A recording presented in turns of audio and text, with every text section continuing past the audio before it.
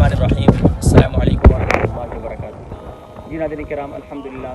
ثم الحمدللہ سفر حرمین لمحہ بلمحہ الحمدللہ آپ تک پہنچایا جا رہا ہے۔ سفر حرمین کے حوالے سے میں آپ کو بتا رہا ہوں کہ الحمدللہ اس وقت ہم موجود ہیں مسجد عریش۔ یہ وہ جگہ ہے جہاں نبی کریم صلی اللہ علیہ وآلہ وسلم کا خیمہ لگایا گیا تھا۔ عریش کہتے ہیں صاحبان کو، چھپڑے کو، تو یہاں نبی صلی اللہ علیہ وسلم کے لیے چھپرا بنایا گیا تھا اور آقا علیہ الصلوۃ والسلام پوری رات بیٹھ کر یہاں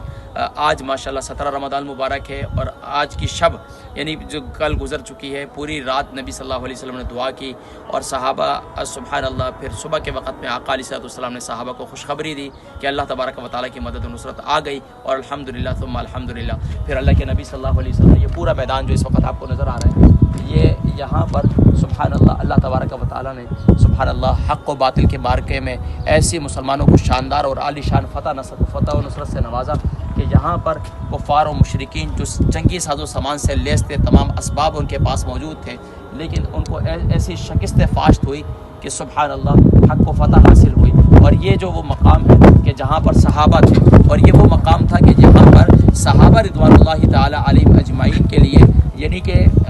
صحابہ رضوان اللہ تعالی علیہم اجمعین کو ایسا پڑاؤ کا ایسا مقام ملا تھا کہ جہاں وہ ریتیلا تھا جنگ کے لحاظ سے، لیکن جب اللہ رب العالمین نے بارش کا نزول فرمایا تو صحابہ نے حوض بنا کر پانی جمع کر دیے، تو آج تک بھی انہوں نے یہاں اس مقام پر یہ حوض کی جگہ بنائی ہوئی ہے۔ تو اسی طرح پانی جمع کر دیا تھا اور اس کے بعد جو ہے ماشاءاللہ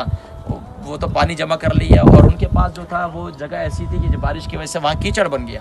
یعنی اللہ رب العالمین جب فتح و نصرت سے نوازتے ہیں تو اسباب کے بغیر بھی فتح و نصرت سے نواز سکتے ہیں۔ امت کو یہ پیغام دیا کہ اسباب کو ضرور اختیار کرو لیکن اسباب پر یقین نہ رکھو، یقین رکھو مسبب الاسباب پر۔ تو ماشاءاللہ آج یوم بدر ہے تو اللہ تبارک و تعالیٰ نے مسلمانوں کو بڑی شاندار فتح نصرت سے نوازا تھا۔ آج الحمدللہ ہم 17 رمضان مبارک ہم الحمدللہ آج بدر میں آئے ہوئے ہیں۔ اللہ تبارک و تعالیٰ ہمارا آنا قبول فرمائے اور جس طریقے سے اللہ تبارک و تعالیٰ نے فتح نصرت کے بعد مسلمانوں کے لیے اور اہل اسلام کے لیے جس طرح کامیابیوں کے اور فتح نصرت کے دروازے کھولے، میں دعا گو ہوں اللہ تبارک و تعالیٰ آج بھی اتنے اسلامی ممالک ہیں، اللہ رب العالمین ہمارے لیے فتح و نصرت کے دروازے کھولے اور عالم اسلام کو آج بھی آپس میں ایک